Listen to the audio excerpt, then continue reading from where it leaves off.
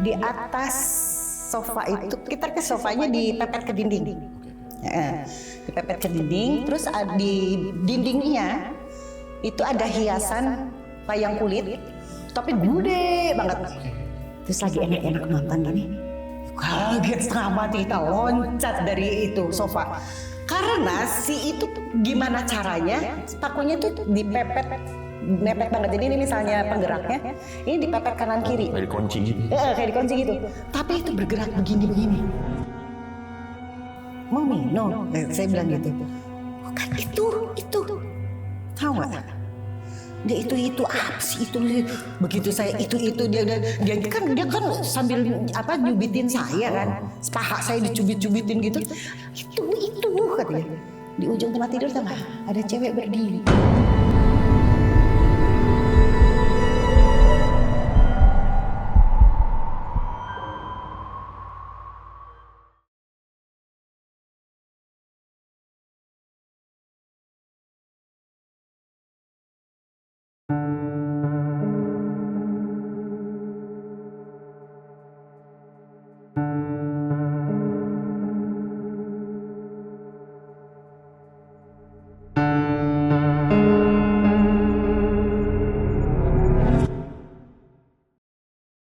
Assalamualaikum warahmatullahi wabarakatuh. Balik lagi di channel Kisah Tengah Malam bareng gue Saputra Kristiansyah. Dan seperti biasa hari ini gue udah menghadirkan narasumber yang bakal menceritakan pengalaman horornya saat menempati salah satu rumah di daerah Bandung.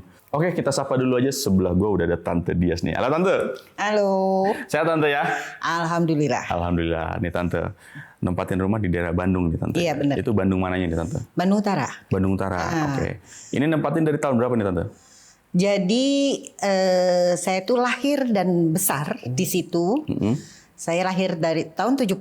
Kemudian saya tinggal di situ sampai tahun 88. Tapi itu karena saya terus ikut pindah, bapak saya yang pindah dinas ke Jakarta, tapi ibu saya tetap masih dinas di Bandung. Jadi rumah itu masih tetap ditempatin sama ibu. Jadi kita kadang-kadang seminggu sekali pulang ke Bandung gitu.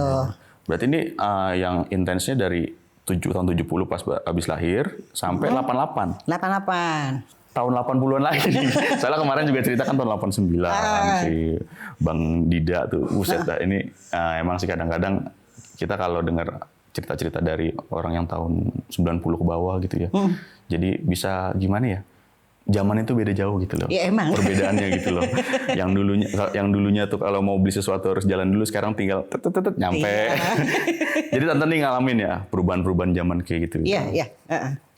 Dan juga nih informasi nih, Tante Dias ini bisa dibilang salah satu orang bisa dibilang spesial ya. Kalau saya bilang ya, spesialnya udah bukan arti indigo, tapi Tante Dias ini bisa nginget kejadian-kejadian masa kecil Tante. Iya, maksudnya saya bisa mengingat suatu kejadian padahal umur saya itu masih di bawah 1 tahun. Jadi mungkin 8 bulan, 9 bulan gitu.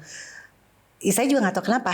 Tapi kalau saya ceritakan kembali kepada orang yang lebih tua dari saya, entah nenek saya saat itu, ya nenek saya sekarang udah meninggal, atau bibi-bibi saya, ya mereka menyatakan ya akurat seperti itu gitu loh. Berarti sesuai itu Tante ya? Tapi saya juga nggak ngerti kenapa, padahal kan jalan belum, ngomong belum. Iya. Gitu. Orang-orang pada bilang kalau umur di bawah setahun tuh belum ingat. Harusnya. Tapi ini Tante ingat Tante. Saya ingat. Di bawah setahun. Di bawah setahun. Tapi maksudnya bukan yang umur 3 bulan banget, 5 bulan banget. Enggak ya. Jadi pada saat udah mau memasuki umur setahun gitu. Iya, itu juga. Ya, saya aja kadang-kadang kemarin lupa ngapain, abis ngapain ya. Ini setahun kurang ini. Iya, saya nggak ngerti juga tuh. Bahkan kadang-kadang Tante ingat detailnya juga. Iya. Ini yang maksudnya yang saya bilang spesial, keistimewaan ya. Ya kayak gitu tuh. Bisa inget di bawah setahun. Padahal logikanya ya anak umur setahun ya harusnya belum ingat apa-apa. Harusnya, karena kan saya pikir ya tadinya. Saya tanya sama yang lain-lain, entah sepupu, teman, atau yang lain lah, saudara gitu. Ingat nggak sih kejadian di umur sekian? Gimana ingat gitu. Saya pikir saya yang aneh atau gimana sih? Gitu. Mungkin Tante mikirnya orang lain juga kayak gini kali ya. Iya, saya mikir gitu. Nggak taunya cuma Tante doang. Karena saya nanya kakak saya juga, dia nggak gitu. Berarti ini karena bisa dibilang ingatannya kuat ya, ingatannya kecil. Berarti ada beberapa kejadian-kejadian horor yang Tante ingat sampai sekarang nih. Ingat. Dan itu kejadian itu divalidasi juga oleh keluarga saya yang lain yang saat itu menjadi saksinya juga saat itu. Berarti buat netizen-netizen nih yang bertanya-tanya, kok bisa sih 5 tahun ke bawah inget? Ya karena ini salah satunya nih, udah saya dijelasin Tante ya. yang saya sendiri nggak bisa ngerti gitu. Pokoknya netizen percaya nggak percaya terserah Tante ya. Kita nggak memaksa Tante ya. Oke Tante, untuk cerita lengkapnya mungkin kita tahan dulu nih Tante. Dan buat sobat tengah malam yang penasaran nih sama ceritanya Tante Dias, simak terus dari awal sampai habis. Dan buat kalian yang mau ngirim cerita juga di channel Kisah Tengah Malam, bisa langsung klik link WhatsApp yang ada di deskripsi di bawah ini. Dan buat kalian yang lagi nonton tapi belum subscribe, langsung aja klik tombol subscribe dan jangan lupa nyalakan lonceng notifikasi biar gak ketinggalan video terbaru dari kita. Oke Tante, kita mulai aja nih ya. Oke. Kisah Tengah Malam dimulai. Oke Tante, gimana ceritanya nih? Jadi kami itu tinggal di suatu perumahan, suatu instansi, lembaga instansi negara. Jadi karena orang tua saya itu saat itu berdinas sebagai ASN. Kedua-duanya ya, ayah dan ibu saya. Jadi mendapatkan fasilitas rumah dinas. Nah, si perumahan ini memang sudah ada sejak zaman Belanda. Jadi bangunan-bangunannya saat itu memang masih bangunan Belanda ya saat itu. Kalau boleh saya ceritakan, keluarga kami ini beberapa kali pindah di dalam kompleks tersebut karena sebelum saya lahir orang tua saya mengalami peristiwa horor di rumah yang sebelumnya ditempatin, yang pertama yang awal ditempatin. Kemudian karena tidak tahan pindah lagi gitu ya. Nah, yang kepindahan mereka yang pertama dulunya di nomor 12 pindah ke nomor 9. Sebelah-sebelah doang. Jadi agak deketan ya.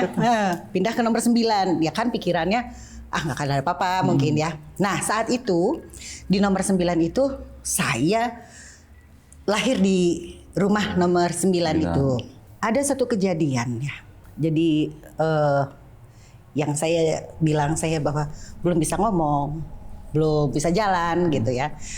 Suatu ketika saya merasa dan saya juga melihat keriuhan juga ya pada saat itu. Kenapa kok tiba-tiba semua panik gitu? Saya ingat saya nangis. Saya ingat saya nangis. Terus gitu, tapi mereka ribut gini, ayo pindah aja gitu. Terus karena pintu kamarnya diketuk-ketuk nggak jelas, dibuka nggak ada orang. Tapi karena ya ini mungkin anak kecil katanya kan bisa lihat kah atau apa, saya nggak tahu ya, karena saya nggak berasa melihat itu saat itu ya. Yang saya tahu tuh, cuman saya hanya melihat kepanikan. Yang saya tahu melihat kepanikan, terus ketok-ketok terus ayo pindah aja, dipindahin aja. Saya ingat sekali saya digendong sama nenek saya. Terus bibi saya, ada 2 bibi saya yang ikut juga mau mengantarkan gitu ya. Jadi saya pikir kemungkinan saat itu saya tidur dengan mereka. Yang kemudian saya konfirmasi lagi ternyata memang saya tidur dengan mereka. Terus kakak saya digendong oleh bibi saya juga. Dan saya merasa menuruni tangga kayu. Nah, pada saat menuruni tangga kayu itu lebih panik lagi, jerit-jerit ini nenek saya, bibi saya gitu. Kakak saya nangis. Saya jadi bingung gitu juga ya, sambil ikut nangis, namanya anak kecil ya mungkin karena saking ributnya apa segala macam. Terus udah gitu, karena mereka melihat dan saya juga melihat pocong. Jadi di tangga tuh kan tangganya lebar nih. Jadi pada saat kan kita tinggal harus melangkah 2 tangga lagi.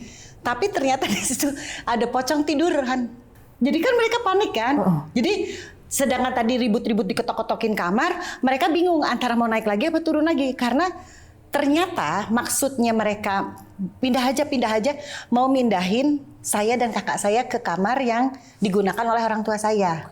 Jadi maksudnya kami mau diserahkan ke orang tua saya, ke kamar mereka gitu.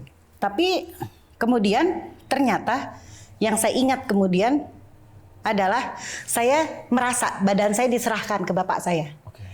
Jadi dioper gitu ya? Dioper. Dioper, saya diterima dan saya juga merasa melihat kakak saya ikut masuk. Dan sampai akhirnya ya kakak saya masih nangis-nangis, saya juga masih nangis-nangis. Sampai akhirnya mungkin kecapean tidur ya. Nah, dari kejadian itu kemudian bapak saya merasa ini kok ada gangguan juga dari rumah sebelumnya gitu ya. Yang itu yang kejadian sebelumnya dari rumah sebelumnya jelas saya nggak tahu ya, karena sebelum lahir. Dan akhirnya bapak saya meminta masih kerabat minta tolong karena dianggap bisa supaya kakak saya bisa tenang gitu. Maksudnya mereka belum berpikir untuk pindah lagi gitu. Mereka pikir akan tetap tinggal di situ. Tapi ternyata setelah dibersihkan, dengan maksud dibersihkan rumah itu tidak bisa sepenuhnya bersih. Dan kakak saya waktu itu sampai setiap hari harus dikalungin kalung tulang babi. Oh, tulang babi? Harus dikalungin tulang babi. Padahal kita muslim ya. Kita harus nyari tulang babi gitu. Itu untuk apa itu Tante? Katanya sih untuk menangkal. Oh, menangkal. Katanya ya, saya kurang tahu. Tapi kemudian karena peristiwa itu tidak sepenuhnya bisa hilang, bapak saya meminta lagi ke kantornya untuk bisa dipindahkan lagi. Masih di kompleks yang sama sebetulnya. Jadi tadinya bapak saya pindah dari nomor 12 ke nomor 9 yang ada pocinya itu tadi. Terus jadi pindah lagi, akhirnya dibolehkan pindah sebetulnya ke nomor 27. Tapi ternyata ada dari instansi yang sama, karyawan instansi yang sama juga, dia dapat nomor 26. Nomor 26 ini lebih dekat ke kuburan, hanya 40 meter dari kuburan. Nah, minta tuker, nggak mau di nomor 26, maunya di nomor 27. Bapak saya pikirannya simpel aja, sama aja gitu ya. Orang tadinya mau di nomor 12, nomor 9 kuburannya tetap di situ gitu ya. Nah, terus bapak saya ya udah nggak apa-apa tuker nih. Bapak saya di nomor 26, itu di nomor 27 dengan pikiran tidak ada gangguan loh ya. Dia pikir rumahnya akan ada gangguan gitu kan. Ternyata itu tetap berlanjut.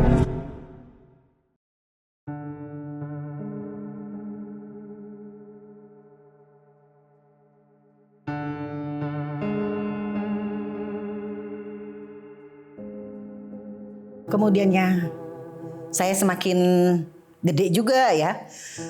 Waktu itu sekitar umur 3 tahun. Saya ingat banget. Saya pernah bilang, kok itu ada tante berdiri di sana. Saya bilang gitu. Saya pikir kan tamu, gitu ya.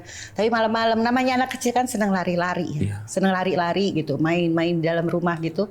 Walaupun malam-malam udah jangan. Jadi si ruang tamu ini kacanya besar-besar kan, kacanya besar-besar, pakai gorden kan. Nah maksud saya kan mau main sembunyi-sembunyian gitu kan, mau main sembunyi-sembunyian. Terus saya bilang itu, kok ada tante? Saya bilang gitu. Terus ada tamu nih, kok nggak ngebel gitu ya. Saya lari lagi, Eyang, saya bilang gitu. Terus udah gitu, kenapa? Itu ada tamu, ada tante, saya bilang gitu. Terus udah gitu, nggak pikir apa-apa saya kan. Tapi saya juga cuma lihat ada tante, tapi kok lihatnya sana aja, ngebelakangin gitu ya, ngebelakangin gitu. Terus udah gitu, mana kata ayo sini, bukain ada tamu, saya bilang gitu. Terus udah gitu, si yang saya ini ngintip dulu, nggak langsung bukain. Udah jangan, ayo ke sana aja, ke kamar aja, yuk mainnya pindah aja ke kamar gitu. Saya kan bingung, masih mau main, saya bilang gitu. Nggak, jangan katanya. Udah jangan di sana. Terus udah gitu, ya udah saya nurut aja tuh dalam arti sambil bingung ya, kenapa gitu, masih nggak ngerti nih. Karena masih 3 tahun tadi. Masih nggak ngerti juga gitu ya. Cuman saya juga sebetulnya saat itu pikiran saya, kenapa sih kok jorok banget ya tuh tante gitu ya, rambutnya kok terlalu panjang, acak-acakan, tapi terus kalau bertamu kenapa nggak sambil nengokin muka gitu kan, nunjukin muka gitu kan. Biasanya orang kalau bertamu terus begitu. Saya pikir nggak jadi pikiran lagi ya, namanya anak kecil ya. Belum ngerti apa itu kuntilanak. Nggak ngerti ya. Jadi nggak saya pikirin lagi. Terus kemudian entah berapa lama kemudian ya, kayaknya sih jauh berselang dari itu. Ada lagi kejadian. Saya mau ditidurkan oleh nenek saya malam-malam. Terus udah gitu, tapi saya nggak bisa tidur kata nenek saya, ayo tidur, udah malam gitu ya. Terus tapi ada suara anak ayam, saya bilang gitu. Jadi cak, udah jangan dengerin, pengen lihat anak ayam, saya bilang gitu. Saya kan nggak ngerti kan. Kalau sebetulnya itu biasanya adalah yang kemudian terus orang percaya bahwa itu kuntilanak. Terus enggak mau lihat anak itu, kasihan anak ayamnya, saya bilang gitu. Ayo itu ada di belakang, ayo kita lihat anak ayam, saya bilang gitu.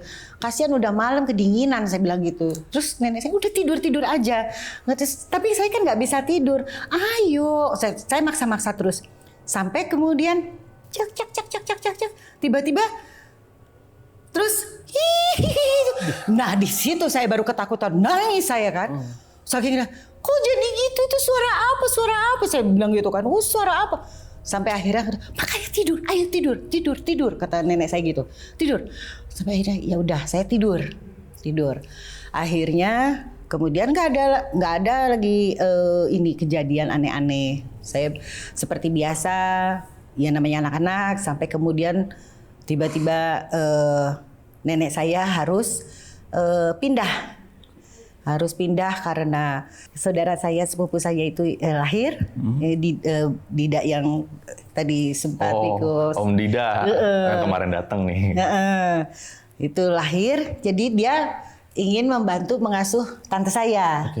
Jadi saya ditinggal. Jadi saya dengan orang tua saya, padahal orang tua saya juga dibilang nungguin nggak bisa juga ya karena sering dinas keluar kota, keluar negeri. Jadi ya akhirnya paling-paling hari-hari sama pembantu kayak gitu kan. Hari-hari berjalan normal. Saya kemudian jadi TK besar, kemudian masuk SD kelas 1, kelas 2, sampai akhirnya ada satu kejadian.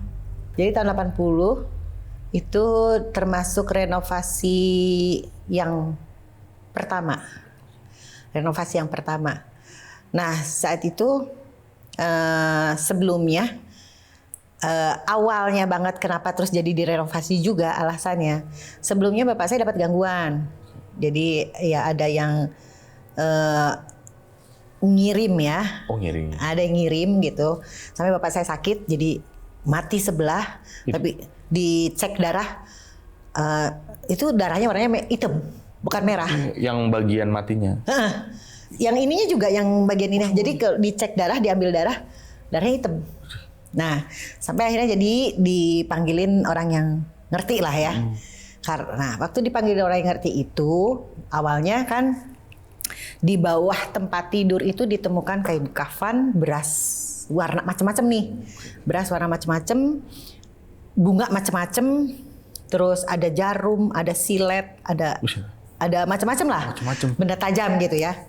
Sampai akhirnya si itu berkeputusan, si yang bisa tuh periksa semua sudut rumah, gali katanya gitu. Pada saat digali itulah ternyata ada tengkorak. Zaman dulu kan kalau zaman sekarang misalnya ditemuin tengkorak kan kita harus lapor polisi ya. Saya nggak tahu saat itu kok akhirnya cuman ditemuin ribut-ribut gitu ya. Terus diangkat sama tukang tukang galinya, terus dipindah aja gitu, nggak tahu kemana gitu ya. Dan itu kita nggak tahu juga itu kerangka siapa, karena kan kita sebelumnya nggak pernah bongkar, dan itu dulunya kebun kan, itu kebun dan itu pertama kali, terus kemudian keputusannya untuk sekalian renovasi gitu loh.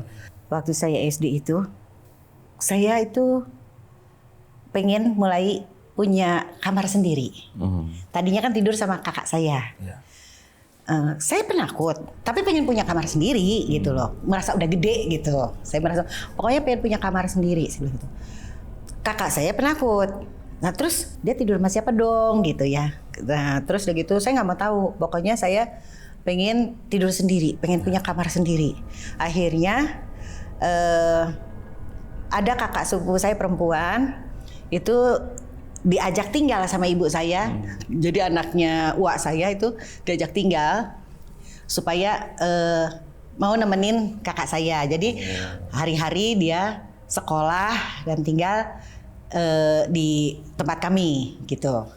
Nah jadilah saya punya kamar sendiri. Seneng aja saya. Saya menempati kamar yang di areal belakang, yang sebetulnya deket tempat cuci. Dan saya nggak mikir apa-apa ya di situ, tempat cuci dan deket garasi. Sebetulnya udah hitungannya udah agak keluar ya sebetulnya. Jadi karena open air ya, terbuka gitu ya atasnya gitu. Jadi kamar tuh kesannya ada di luar ya. Nah satu malam saya kebangun karena dengar suara tentara baris, suara sepatu brok brok brok brok brok gitu ya. Kok kayak suara orang baris, saya pikir gitu ya. Aneh, saya pikir.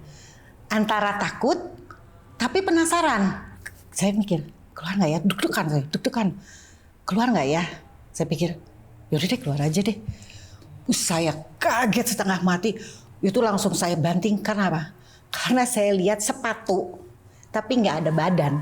Sepatu tapi banyak ya. Jadi sepatu berjejer-jejer itu tapi banyak gitu. Loh, itu apa gitu ya? Ini saya tuh mimpi atau enggak gitu kan? Tapi kan saya jadi ketakutan. Saya banting tuh. Itu sampai ke paginya saya bangun kesiangan karena saya sebetulnya bangun pagi ya. Kalau mau sekolah itu pasti bangun 4:30 pagi. Itu sampai kesiangan karena sebetulnya saya memang pun udah ketakutan, nggak bisa tidur lagi juga dan nggak berani juga keluar gitu loh. Saya nunggu sampai kelihatan matahari masuk ke dari jendela gitu, baru saya keluar. Saya jadi dimarahin kan, ngapain kok bangunnya kesiangan? Terus saya bilang, soalnya semalam ada sepatu. Saya bilang sepatunya banyak jalan. Jadi itu mungkin saya sekitar kelas 4 SD. Nah ini lihatnya di luar rumah atau di dalam rumah? Jadi hitungannya masih areal dalam rumah sebetulnya. Cuman yang bagian yang atapnya terbuka. Oh iya. Karena ini kamar belakang kan sebetulnya. Karena saya memang berkeras ingin menempati kamar itu gitu loh. Karena saya yang memang meminta gitu. Terus dari kejadian itu, terus saya jadi takut kan. Saya minta pindah. Pokoknya pengen tetap kamar sendiri tapi pengen arealnya yang bersama deket kamar orang tua gitu ya. Sampai akhirnya kemudian untuk sementara saya tidur bareng lagi sama kakak saya sambil bapak saya memutuskan ya udah direnovasi rumahnya nih. Ditambahin kamar supaya kamu tidur lagi sendiri, kamarnya sendiri tapi arealnya deket kamar mereka gitu. Jadilah kamar itu. Makin besar nih saya ya. Makin besar. Maksudnya tadi kelas 4 SD, sekarang saya kemudian udah mau masuk SMP nih. Saya udah mau masuk SMP ya kelas 6 ya. Nah, terus orang tua saya nih lagi dinas keluar kota. Gak ada dua-duanya. Kemudian waktu itu biasa kan anak-anak ya, gak boleh tidur jam malam-malam, tapi karena orang tua lagi gak ada kan. Bandel ya. Kita nonton TV sampai acara selesai. Ya, itu kan berarti jam 12 malam ya. Iya. Nah, kakak sepupu saya yang tadi disuruh tinggal itu udah tidur duluan dari tadi agak sore gitu loh. Jadi sebetulnya yang nonton TV cuma saya sama kakak saya. Oh iya, zaman segitu hiburan TV doang ya? Iya. Iya. Kalau nggak radio. Iya, radio TV gitu aja. Nah, terus udah gitu saya bilang gini, gue tidur sama lu yuk katanya gitu. Soalnya biar rame aja, masih belum bisa tidur sambil cerita-cerita. Saya bilang gitu ya. Ah yuk katanya. Jadi saya tidur nih barengan sama kakak saya. Kakak saya kan tidurnya ditemenin sama kakak sepupu saya. Nah tadinya kakak sepupu saya itu kan ini tempat tidur ukuran queen ya. Tempat tidur ukuran queen. Dia tuh si tempat tidur tuh dipepet ke tembok ya. Nah jadi si kakak sepupu yang udah ketiduran tuh di deket dinding. Kita yang baru masuk kamar itu lagi mau tidur, kakak saya pilih di tengah, saya di pinggir. Nah, cerita-cerita lah kita sambil ketawa-ketawa ngomong macam-macam. Tiba-tiba kita berhenti karena dengar ada suara perempuan menangis. Persis. Jadi ini kepala ranjang ya, kepala ranjang. Di baliknya tuh ada jendela. Nah, kita merasa suara tangisan itu di balik jendela ini. Berarti di luar nih. Di luar gitu. Terus jadi suaranya. Terus siapa yang nangis? Saya bilang, nggak tahu. Gitu. Terus udah gitu. Coba dengerin lagi. Terus bukannya suara menangis itu terus-terusan, enggak. Ternyata kemudian dia bersenandung. Nggak tahulah nadanya apa gitu ya. Gitu. Terus tiba-tiba wah, itu saya sampai sama kakak saya dorong-dorong. Kira gue ngomong. Terus apa suara apa tuh? Terus tengok dulu ke jendela. Mana mau, nggak berani gitu tengok ke jendela. Terus udah gitu, kan itu kakak sepupu saya yang udah ketiduran tadi, badannya kan gemuk. Terus udah gitu, dorong tidurnya nggak di pinggir sampai gitu. Akhirnya kakak saya tetap tidur di tengah. Kita berhasil nih dorong pada berat banget. Masih tidur itu? Masih tidur, dia nggak dibangunin, nggak bangun soalnya. Kita dorong sekuat tenaga kita, akhirnya dia ke pinggir sisi tempat tidur kan. Kakak saya tetap di tengah, saya di pinggir yang dekat tembok. Terus begitu selimutnya kita, udah tidur aja. Jadi kita tuh akhirnya tidur sampai pagi. Itu tuh karena ketakutan sampai ketiduran. Akhirnya tidur juga tapi karena ketakutan ya. Orang tuh selimut aja kita pokoknya nggak mau kan. Karena kita masih dengar sebetulnya. Masih ada suaranya? Masih ketawanya tuh panjang gitu loh. Gitu. Wah, benar-benar. Akhirnya saya berapa hari kemudian besoknya saya cerita dulu nih sama kakak sepupu saya. Lu gimana sih? Dibangunin nggak mau bangun gini-gini. Terus kita ceritain loh. Enggak denger, nggak ada suara apa-apa. Ini disuruh pindah, nggak bisa pindah lagi tuh. Kita marah-marah gitu ya. Dah. Nah, berapa hari kemudian ya kita tuh nonton TV lagi malam-malam nih. Malam-malam nih kita nonton TV lagi. Kali ini bertiga, kakak sepupu saya ikut nonton, nggak ketiduran dia. Nonton. Jadi nonton di sofa panjang gitu ya, bertiga. Di atas sofa itu kita ke sofanya dipepet ke dinding, terus di dindingnya itu ada hiasan wayang kulit, tapi gede banget. Ada wayang kulit kan ada buat ininya ya, buat penggeraknya itu ya. Pegangannya. Ya. Itu kan dipaku tuh. Jadi itu tuh kalau nggak salah apa ya, itu tuh jadi dibentuknya begini. Oh ya. Dibentuknya begini. Ini si penggeraknya itu dipaku, yang ini juga dipaku. Terus lagi enak-enak nonton gini. Apa sih ini seret. Terus saya sama kakak sepupu saya gini. Kaget setengah mati, kita loncat dari itu sofa. Karena si itu gimana caranya, pakunya tuh mepet banget. Jadi ini misalnya penggeraknya, ini dipepet kanan kiri. Kayak dikunci gitu ya? Kayak dikunci gitu. Tapi itu bergerak begini. Waduh, kita langsung, boro-boro mikirin itu TV masih nyala. Loncat, kita lari ngabur ke kamar. Gak ada yang berani. Terus udah gitu, apaan tuh tadi? Itu gimana TV-nya belum matiin? Oh enggak, gue matiin. Lu aja matiin. Enggak. Terus gitu. Terus gimana dong itu? Terus TV-nya, udah biarin aja gitu ya. Terus udah, itu TV kedengeran sama kita sampai bunyinya gitu ya. Gak ada siaran lagi. Abis kan. Abis. Gimana dong belum dimatiin, nanti dimarahin gitu ya. Terus segitu, dong matiin TV-nya. Enggak. Terus segitu. Terus udah bertiga gitu. Jadi kita bertiga loncat tadi dari sofa itu bener-bener sambil gak bisa tidur kan jadinya. Karena ketakutan. Tapi masih mikirin juga itu TV belum gitu ya. Terus udah gitu, kita diam-diam aja nih, pelan-pelan kali udah nggak ada, pasti gini. Sampai kita lihat wayangnya balik lagi nggak itunya, si penggeraknya itu. Terus begitu kita balik lagi sambil nengok ke arah si wayang kulit. Itu penggeraknya tuh gini. Padahal kan udah agak lama tuh. Dari kita nggak berani nongol lagi ke ruang TV. Berarti masih gerak. Masih gini-gini. Si itunya. Nah, ini jadi misal sofa, ini TV, ini ada pintu. Di sebelahnya rak TV itu ada pintu yang membatasi antara ruang TV dengan ruang tamu. Nah, lagi kita habis matiin TV, tiba-tiba, Putri kebayang gak sih? Yang namanya kunci. Kalau udah di slot gitu kan, ininya nongol dong. Oh iya. Ya kan? Itu setiap malam pasti dikunci. Karena kan kita mikir untuk keamanan ya, untuk keamanan. Tiba-tiba itu pintu ngejebrak gitu, tapi itu kuncinya tetap nongol loh.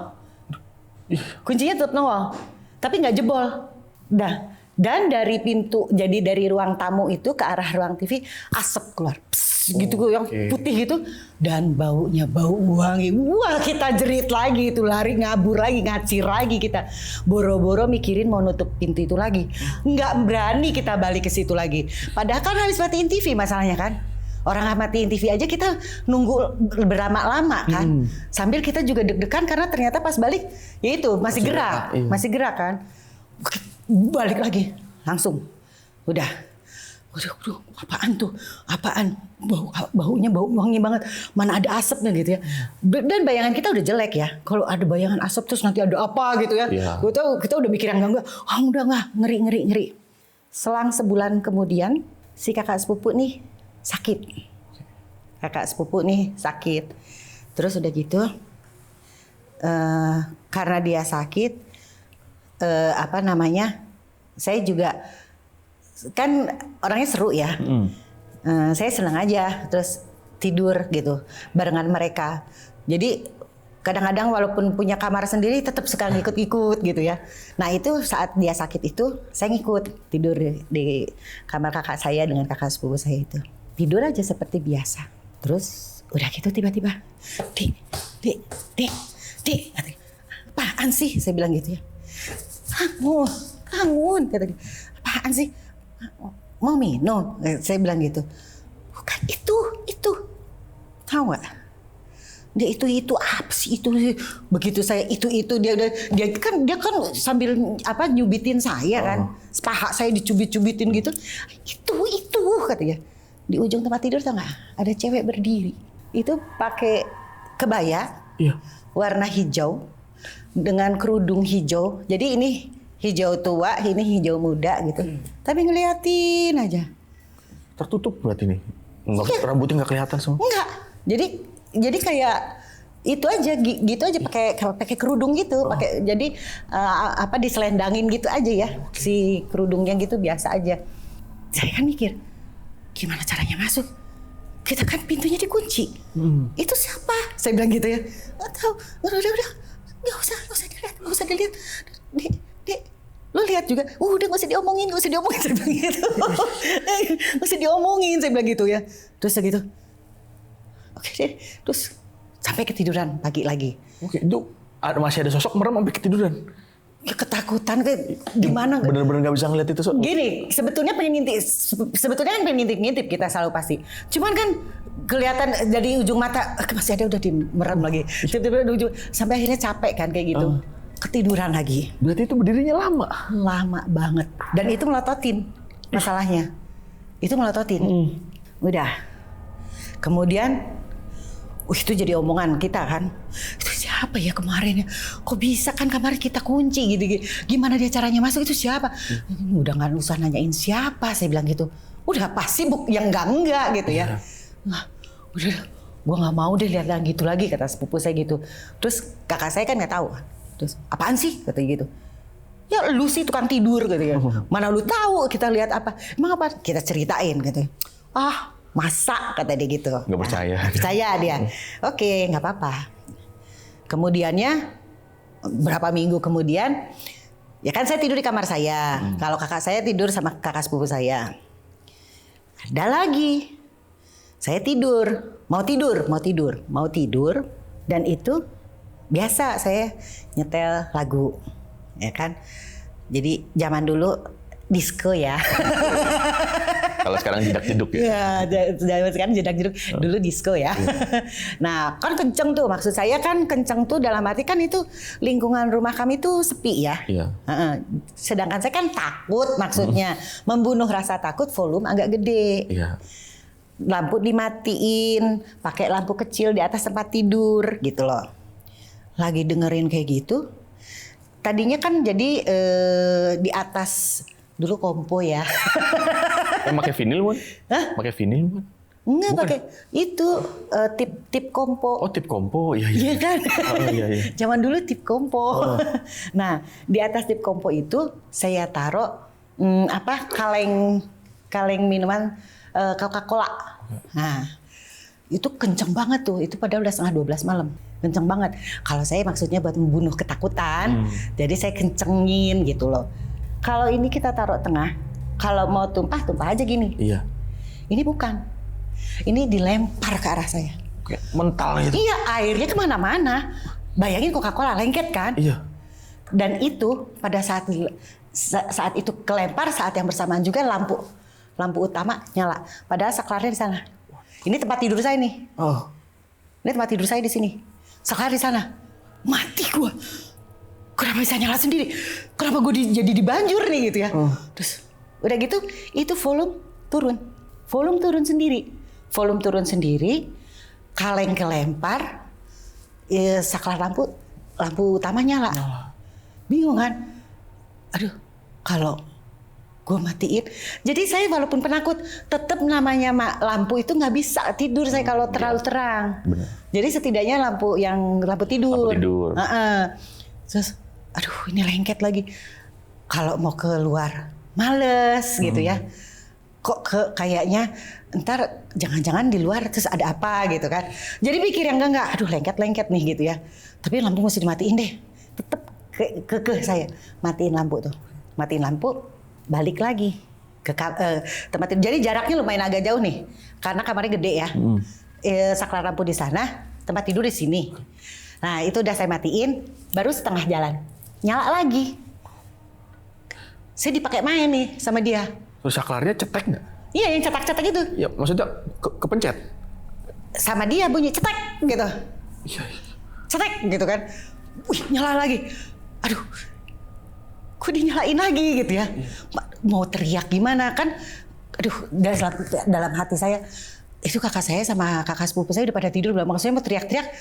Mereka juga kebluk banget kalau udah tidur gitu loh ya. Kok gue teriak-teriak percuma juga gitu ya. Bingung kan saya. Sedangkan rumah itu benar-benar kalau orang tua saya dinas itu otomatis cuman kita bertiga anak-anak. Tambah pembantu lu yang notabene kamarnya tuh agak di belakang jauh. Jadi rumahnya itu kan lumayan gede tuh. 500 meter. Gede banget itu. Jadi si itu pembantu jauh. Jadi bingung kan saya. Aduh gimana nih. Ya udah deh. Gue matiin lagi. Baru saya mau jalan ke sana, udah mati. Setek. Saya balik lagi. Ya udah deh, makasih udah udah dimatiin gitu ya. Mau balik lagi, nyala lagi, cetek. Dikerjain. Iya. Dikerjain itu sampai bolak-balik sampai akhirnya gini. Terserah lu dah, gitu deh. Sampai akhirnya yang terakhir itu dalam keadaan nyala, tapi lampu tidur tetap nyala. Sampai akhirnya saya di atas tempat tidur tuh selimutnya dinaikin nih sampai kepala. Aduh, takut gitu ya. Aduh gimana ya, gue mau keluar. Karena kan saya pikir pengen pindah kamar. Saya takut karena kamar tuh di keluar kamar otomatis di ruangan itu gelap. Di gang ke kamar untuk ke kamar kakak saya itu kan gelap. Iya. Saya takut gitu loh. Padahal dalam hati saya pengen pindah gitu ya. Udah ke kamar sebelah aja gitu, pindah gitu, tidur rame-rame aja gitu. Tapi sama aja, di situ dikunci. Pasti harus ketok-ketok dulu. Iya. Kalau bangun kan. Saya kan jadi mikir, udah tidur aja sini tidur. Sampai akhirnya saya ngerasa kan nggak bisa tidur ya. Ya, lampu nyala ya. Lampu nyala nggak bisa tidur kan. Terus gitu. Sampai akhirnya saya ngerasa, kok perasaan jadi gelap ya? Kayaknya gitu. Terus saya pelan-pelan gini. Selimutnya saya tarik. Bener. Tapi nggak ada bunyi saklar cetek gitu, nggak ada. Mati lampunya. Lampunya mati. Hanya lampu tidur. Terus si Coca-Cola itu kan yang tadi dilempar sama dia. itu masih berceceran kan. Iya. Terus saya gini, aduh ini saya pengen bangun gitu loh. Karena masih satu ya, saya risih sama lampu tadi nyala, saya risih sama lengketnya kena Coca-Cola. Oh, belum dibersihin. Ya? Belum dibersihin. Udah gitu, akhirnya saya tunggu sampai pagi. Begitu pagi, nggak berani juga. Biasanya saya tetap bangunnya, saya tuh dari kecil udah kebiasaan bangun 4:30. Kali itu nggak bener, selalu kalau udah dalam keadaan ketakutan gitu, saya bangun nunggu, walaupun ini mata sebetulnya udah nggak bisa tidur lagi, nunggu sampai matahari masuk jendela. Oh, iya. Kesiangan lagi kan, kesiangan lagi. Nah udah gitu, akhirnya begitu bisa bangun. Tuh gimana sih, ntar malam gue tidur lama dulu aja deh, saya bilang gitu. Kan kakak saya baru keluar dari kamar mandi tuh. Terus kenapa sih? Saya ceritain tuh ya. Makanya sok-sokan tidur sendiri sih lo katanya. Orang pengen tidur sendiri kok salah gitu ya. Akhirnya nggak jadi pembahasan. Selama beberapa hari saya tidur sama mereka. Udah nggak berani lagi sendiri. Nggak berani sendiri. Sampai akhirnya suatu keberanian meningkatkan keberanian saya untuk tidur kembali lagi sendiri. Udah mulai dilupakan lah kejadian lama. Udah mulai dilupakan. Nah, nggak tahu entah berapa minggu kemudian ya. Nah, saya tidur. Terus udah gitu biasa aja. Tidur biasa aja sampai kedengeran azan subuh. Wah, mesti mandi nih, pikir saya. Badan pas nengok tadinya menghadap dinding, berbalik nih. Maksudnya mau bangun kan? Berbalik.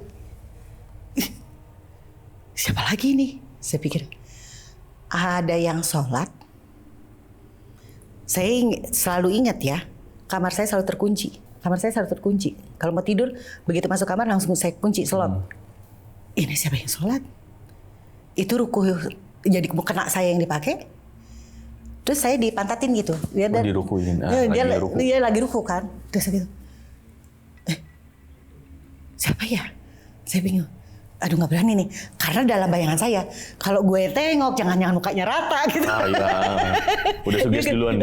Udah gitu, karena benar-benar yang diliatin kan belakangnya. Belakangnya. Nggak jadi bangun nih gue, madep dinding lagi saya bilang gitu. Saya madep dinding, diam ya. Lagi-lagi saya nunggu matahari masuk ke jendela, baru saya bangun, baru sih saya pas nengok, loh, udah nggak ada. Tapi kan udah pagi ya. Terus saya coba mikir, terus yang sholat siapa? Mukenanya ada nggak? Mukenanya tetap terlipat kayak biasanya di ujung tempat tidur. Oh nggak berantakan? Nggak berantakan, enggak. Terlipat di atas tempat tidur, di ujung tempat tidur. Cuman waktu saya mau bangun tadi aja itu bahwa ada yang pakai gitu ya.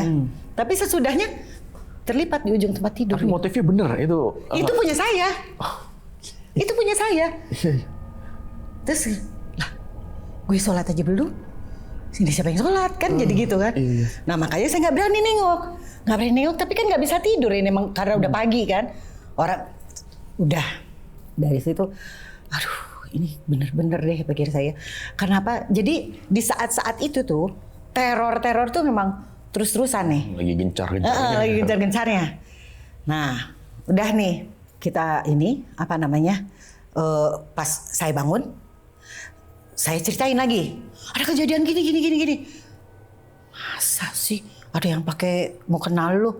Beneran serius demi Allah, gue tuh nggak bisa bangun tuh gak jadi bangun tuh gara-gara gue udah bangun tapi nggak tidur lagi gitu. Saya bilang gitu ya.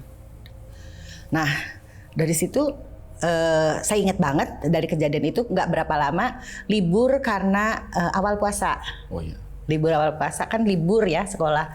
Nah kita ini nih apa namanya biasalah ngabisin waktu puasa tuh main bekel kayak gitu ya, main coklat, main bekel. Apa. Nah terus udah gitu kan pikiran kita namanya bulan puasa katanya kan pada diikat. Setan gitu. diikat. Terus ya gitu jadi nggak mikir apa-apa. Nah waktu itu udah tuh biasa ya kita namanya ini puasa setelah buka puasa tuh kan tarawih. Nah habis tarawih kita nggak tidur, main bekel. Mumpung libur ya besok. Mumpung libur, main bekel. Terus udah gitu main. Kalah nih saya. Bolanya karena mambal terus nih, mambal duk sampai berhenti nih si bola kena dinding. Tek. Tapi bunyi mambalnya masih ada duk keterusan bunyinya. Bolanya udah berhenti, udah nabrak tembok. Tapi dia mambal terus bunyinya, suaranya duk. Kita lihat-lihatan. Terus gitu. Si apa tuh? Apa namanya? Ya, kayak yang bijinya gitu bijinya itu kan tadinya ada yang tertelungkup, ada yang terbuka. Iya. Itu jadi terbuka semua. Ada yang mau ikutan main. Terus kita, bubar yuk. Saya langsung gitu, bubar yuk gitu. Dan itu setiap hari terjadi. Dan itu juga kalau setiap kali kita main bekel, kita tuh jadi gini, udah jangan main bekel malam-malam gitu. Kalau mau jam-jam mau buka puasa deh, apa siang-siang pokoknya pas inilah ngabuburit atau gimana ya. Ngabuburit aja, jam-jam itu aja deh, jangan malam-malam. Iya deh. Sama aja yang terjadi. Walaupun siang bolong, Tetap begitu. Terus udah nih. Udah nih main bekel lagi gitu ya. Akhirnya kita dengerin radio kalau ini ya. Ngabuburit tuh ya, dengerin radio gitu sambil bikin kerajinan tangan kristik gitu. Kita sambil itu. Nah, jadi kita waktu itu di ruang tamu. Terus kita lihat ada orang lewat. Itu siang loh, jam 2 siang. Sorry, ini puasa? Lagi puasa. Kok? Jadi kita kan ingat, ini kita bertiga di rumah ini siang ini, terus pembantu di belakang. Lantas yang barusan lewat siapa? Oke. Kelebat gitu ya, tapi nabrak tembok. Oh, tembus. Terus, puasa ini loh, puasa gitu. Terus gitu, ya emang bisa ada. Ya nggak tahu buktinya kemarin bola bekel aja gitu. Terus gitu, jadi bahasan. Wah ini berarti nggak bener nih gitu ya. Makin takut aja kita kan. Habis dari kejadian itu kemana-mana kita selalu bertiga. Ke toilet, mandi bertiga, apa-apa bertiga. Terus terang, BAB pun harus nungguin yang 2. Saking takutnya. Karena mau siang, mau sore, mau malam, pokoknya kemana-mana bertiga gitu loh. Karena kita masih bocah-bocah gitu ya. Saya SMP, kakak saya saya SMP kelas 1, kakak saya SMP kelas 3, sepupu saya SMA kan. Tapi kemana-mana harus bertiga. Apa-apa bertiga gitu ya. Terus kemudian Lebaran lewat, udah nggak ada apa-apa ya biasa. Nah, satu ketika saya waktu itu siang-siang pulang sekolah, pulang duluan karena guru-guru rapat. Kakak saya nggak pulang duluan karena main ke tempat temennya, dalam arti sambil ngerjain tugas. Jadi sebetulnya sama-sama dipulangin tapi dia ke tempat temennya. Saya langsung ke rumah nih. Saya pulang ke rumah. Terus udah gitu saya nggak mikir apa-apa. Saya pikir masuk ke kamar, taruh tas, ganti baju, saya keluar kamar. Saya lihat kakak saya udah pulang gitu ya. Nggak jadi bikin tugas loh, saya bilang gitu. Terus udah gitu, dia kok diem aja nggak ngomong apa-apa gitu loh. Bodo amat deh, mau makan, saya pikir gitu. Saya makan, ke ruang makan, lagi makan, udah mau habis, kakak saya nongol cik bawa tas. Saya bingung. Lu bukannya tadi udah balik? Kok balik lagi? Lewat mana lu? Saya bilang gitu. Enggak. Gue baru datang ini. Kan tadi udah pulang. Enggak, belum. Baru ini kok. Seriusan. Tadi ada yang masuk kamar. Lu, gue tanya. Nggak jadi nugas. Lu nggak jawab. Orang gue udah balik, gue udah bikin tugas. Terus gitu. Terus siapa tadi? Nah, udah dari situ. Kemudian ada kejadian lagi. Pembantu saya. Dia sakit. lagi-lagi yang terjadi adalah seperti yang dialami kakak sepupu saya. Nongol tuh cewek yang tadi pakai kerudung hijau sama baju hijau itu. Dia jerit-jerit. Kita kan waktu itu dia belum memeriksakan diri ke dokter. Jadi kita nggak tahu dia sakit apa. Jadi waktu dia jerit-jerit itu kita pikir dia kesakitan apa gitu ya. Jadi kita karena teriakannya keras sekali, padahal kamarnya di belakang loh ya. Kedengeran kan. Ada apa kan, kita takut ada apa-apa sama dia kan. Jadi kita lari-lari ke belakang.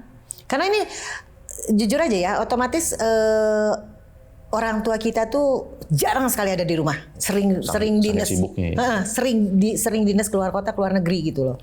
Jadi otomatis bulan-bulan waktu itu lebih banyak kita aja anak-anak dan pembantu gitu loh.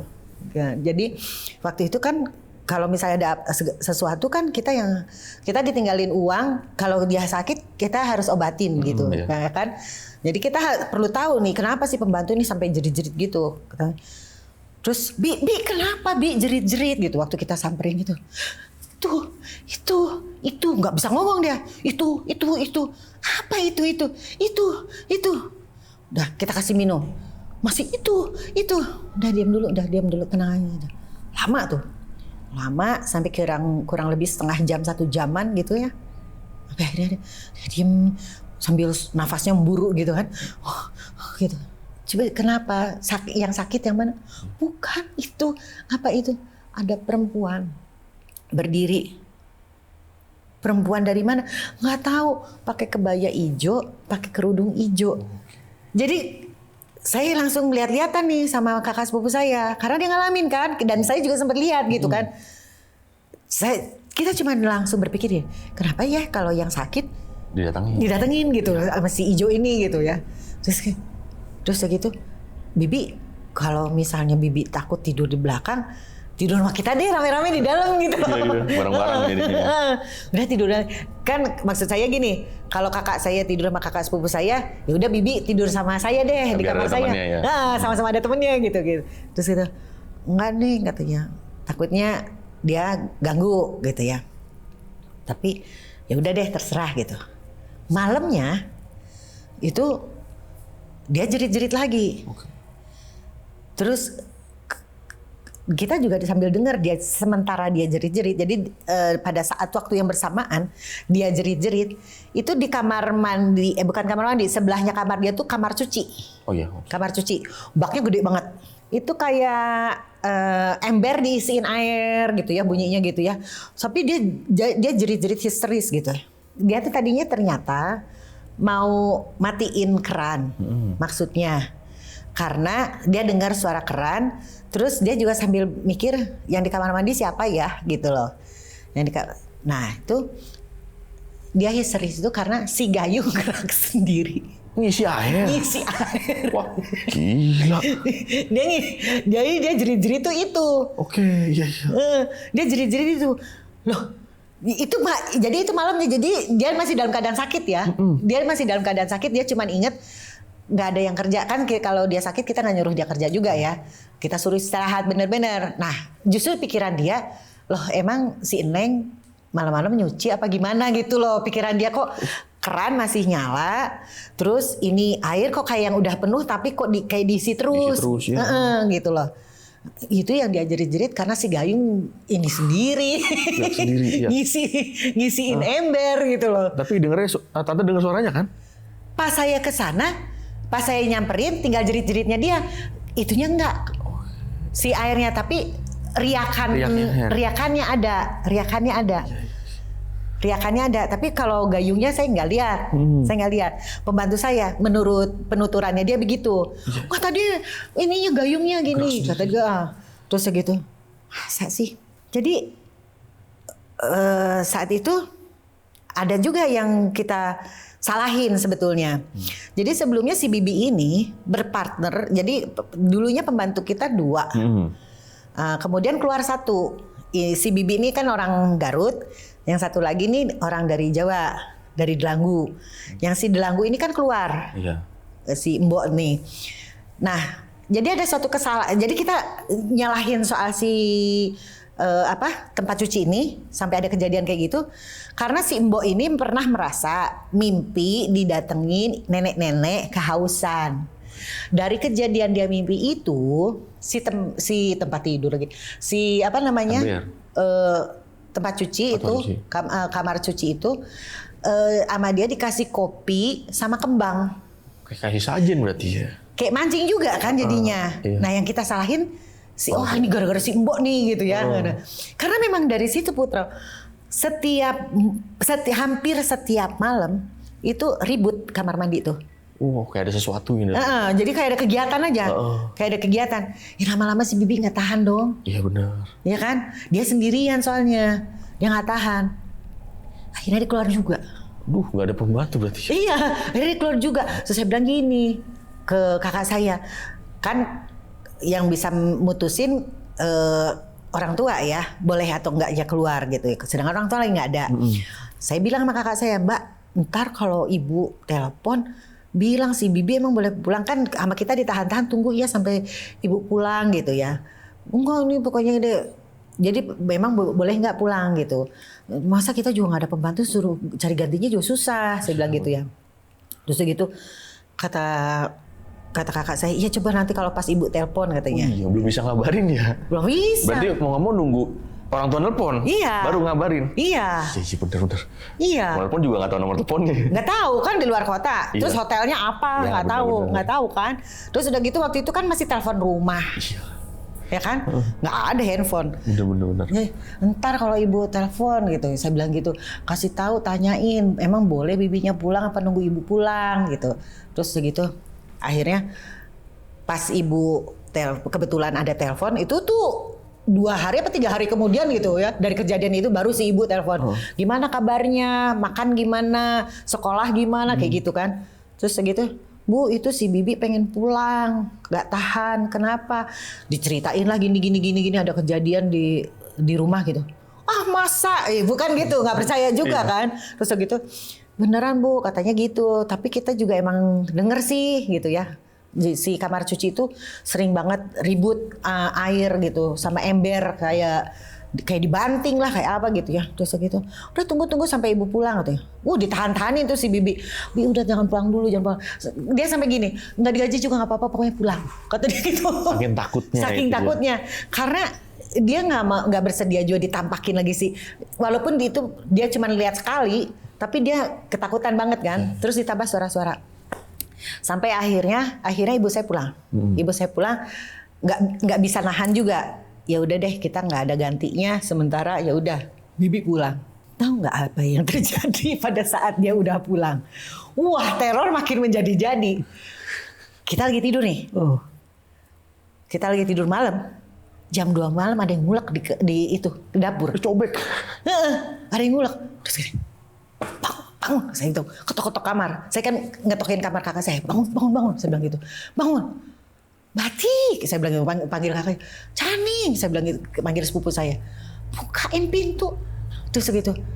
Terus ketok-ketok terus. Kenapa sih? Itu ada yang ngulek. Di mana? Dapur. Ayo kita lihat siapa gitu. Ya kita nggak usah nanya siapa ya sebenarnya. Orang cuman kita bertiga. Oh iya, mau pulang ya. Karena ibu saya itu kan waktu itu agak intens ya dinasnya. Jadi pulang seminggu terus berangkat lagi. Ya. Kayak gitu. Pulang 2 minggu berangkat lagi kayak gitu. Terus segitu akhirnya kita mindik-mindik nih bertiga ke dapur. Dapur gelap. Nggak kan jadi pintu dapur itu pakai kaca es. Oh iya kaca es. Nah, kalau pakai kaca es kan setidaknya kan suka ada siluet bayangan ya. Iya. Jadi bisa tahu gitu ada orang apa enggak. Enggak ada. Nggak nyala juga tuh lampunya, lampu dapur. Terus gini, mau kita tengok nggak? Karena suara nguleknya masih. Terus udah gitu, kakak sepupu saya sok-sok gagah perwira nih ya. Wah dia buka pintu dapur, cegrek gitu ya. Ulekannya ada di tempatnya biasa aja. Akhirnya kita gini, kita cuma bertiga nih di rumah, udah tidurnya bertiga aja, saya bilang gitu. Terus jadi kalau kan pulang sekolah waktunya suka nggak samaan. Pulang sekolah nggak samaan tuh kadang-kadang kan ada kayak kita ada laboratorium di sekolah, pulangnya lebih sore. Kegiatan yang lain lah. Terus gitu kakak saya ada ekskul pulangnya jadi lebih. Iya kan? Akhirnya jadi gini, kalau yang pulangnya duluan nunggu aja di luar ya. Bener-bener gak berani masuk Gak berani masuk. Karena siang bolong pun suka ada kejadian gitu loh. Males kan? Gitu loh. Dah, oke deh gitu ya. Sampai kejadian. Jadi kemana-mana gitu. Kita nyuci bareng-bareng. Pokoknya kalau satu gak boleh ada yang sendirian gitu. Pokoknya harus ditempatin. Terus karena tadinya saya yang minta. Kalau gue pingsan gimana gitu. Kan gak ada yang nolongin gitu. Itu deh gitu. Ya udah deh gitu ya. Ayo kemana-mana bareng-barengan aja. Pas gitu, suatu ketika kita ngerasa perlu nyuci pakaian kan? Oh iya, nggak ada yang nyuciin ya? Nggak ada yang nyuciin, ya. Tapi kan mesin cuci udah ada. Udah ada mesin cuci. Tapi belum ada yang satu tabung. Oh, yang jadul-jadul berarti mesin cucian ya? Terus gitu, mesin cuci. Nah, tapi kan sambil kita gini, kan rumah gede ya. Daripada jauh bolak-balik kita tungguinnya di situ sambil ngobrol sampai gitu. Kelar itu ya. Sampai kelar lah. Pintu luar kita buka, pintu yang ke arah luar. Jadi tempat kamar mandi cuci tadi seberangnya tuh mesin cuci. Tengahnya tuh ada pintu keluar, ke belakang, ke halaman belakang. Nah, di halaman belakang ada pohon pisang. Nah, kita nyuci, namanya anak sekolah kan pulang siang. Nah, kita nyucinya ngumpulin cucian dari yang kemarin-kemarin, terus nyucinya sore gitu ya. Sampai lewat maghrib nih. Udah lewat maghrib, jadi kita nyucinya. Lewat maghrib. Terus duduk-duduklah kita di situ kan, sebelahnya mesin cuci ada meja setrika. Duduk aku di atas meja setrika. Nah, udah gitu kakak sama kakak sepupu duduk di lantai sambil ngobrol, cerita-cerita aja ya. Nah, ngobrol yang ini ketawa-ketawa nih berdua, lagi ketawa-ketawa berdua. Tuh apa ya? Saya itu ngeliatin pohon pisang. Terus tuh apa? Itu apaan sih? Gitu sih. Sebetulnya saya nanya itu apaan sih, sebetulnya otak saya udah ngomong poci gitu loh. Otak saya udah ngomong gitu. Cuman bener nggak sih gitu loh. Dipertegas. Itu apaan sih? Apa? Itu di pohon pisang. Anjing, lari. Kakak sepupu saya ngacir duluan, kakak saya ngacir duluan. Gue belakangan itu pintu gak ditutup. Pocong itu di pohon pisang. Di bawah pisang. Jadi bener-bener ini nih pintunya.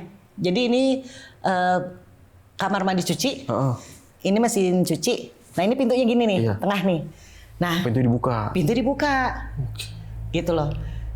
Iya kan? Siapa yang nutup itu lagi? Gak ada yang berani. Kebuka terus dong. Kebuka terus sampai bodo amat, udah bodo amat. Gak ada yang ngurusin cucian juga sampai berhenti. Gak ada itu mesin sampai berhenti, gak ada yang kita urusin tuh cucian.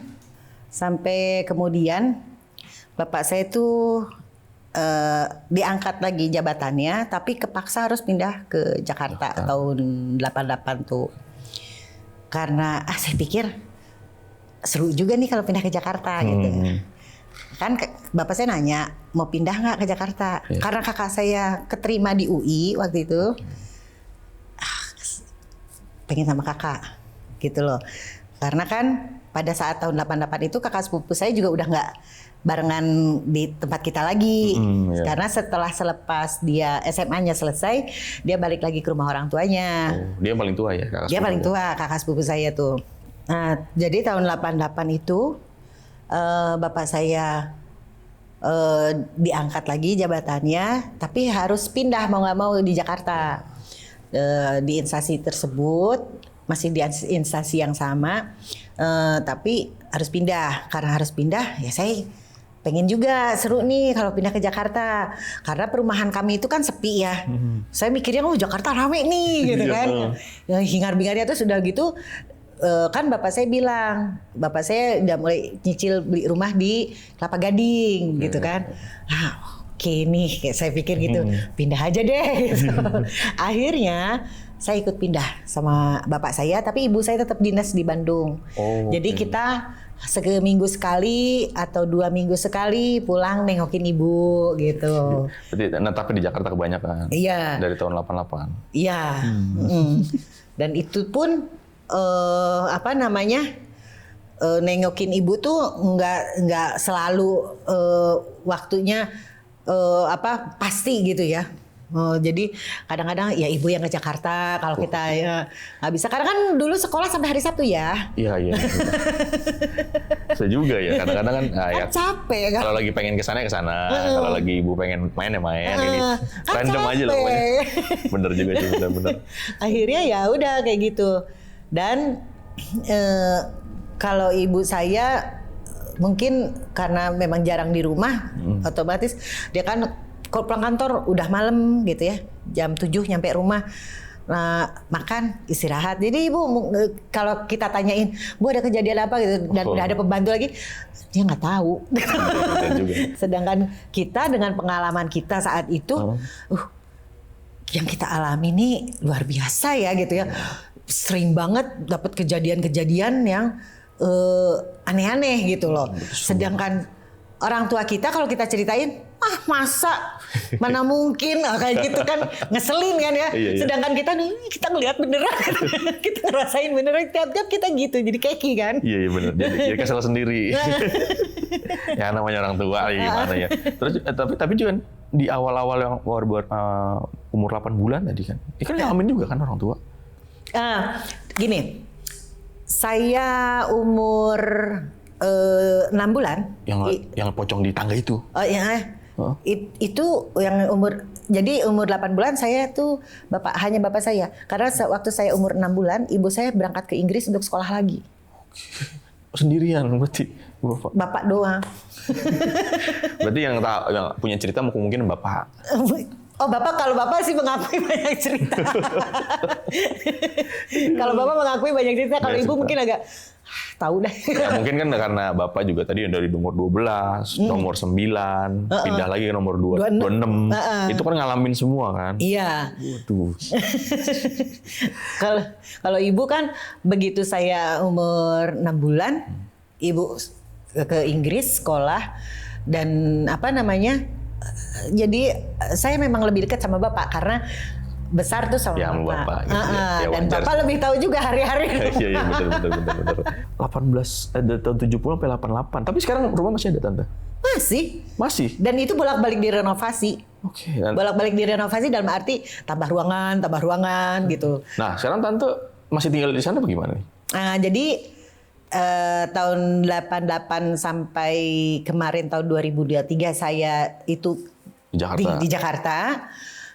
Tapi tahun 2023 bulan April, karena bapak saya meninggal, saya otomatis nemenin ibu saya yang udah sepuh, kan umurnya udah di atas 80 ya. Saya nemenin ibu saya di sini. Tapi bukan di rumah itu? Di rumah itu tetap.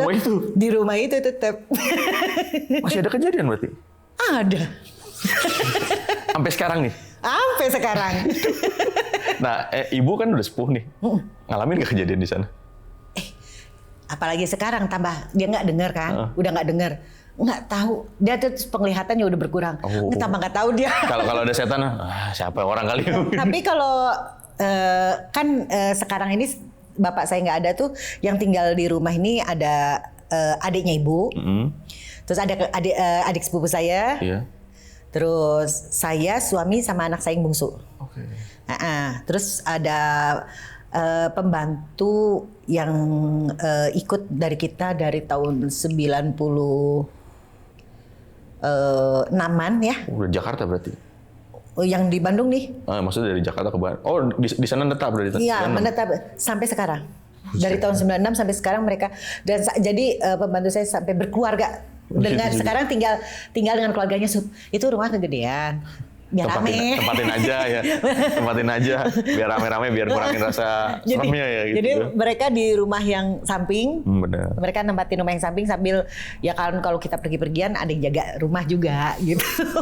Jadi kayak dibuatin ruangan sendiri ya? Iya memang. Hitung-hitung buat bantuin jaga dan buat ngurang-ngurangin serem. Aja sih.